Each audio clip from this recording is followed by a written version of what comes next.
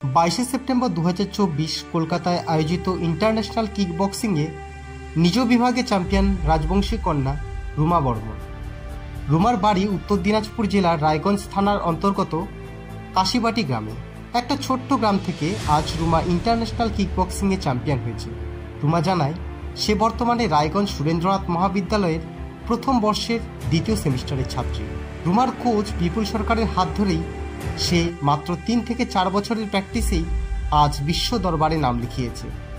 তার ইচ্ছা ভবিষ্যতে সে বিদেশে গিয়ে MMA ফাইট খেলবে।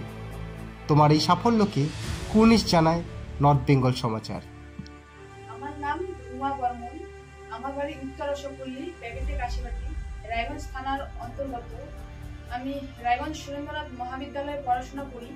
ফার্স্ট ইয়ারে সেকেন্ড সেমিস্টারে এক্সাম দিলাম।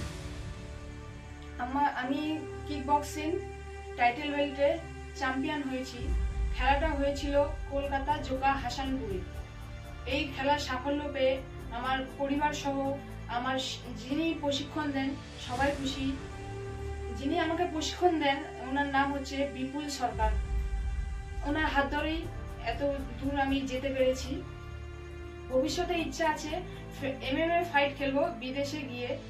আশা করি পরবর্তীতে যেন আমি এরকম বড় জায়গায় খেলতে পারি। আপনারা সবাই যদি একটু সহযোগিতা করেন হয়তো এর থেকে আরো বড় জায়গায় যেতে পারবো।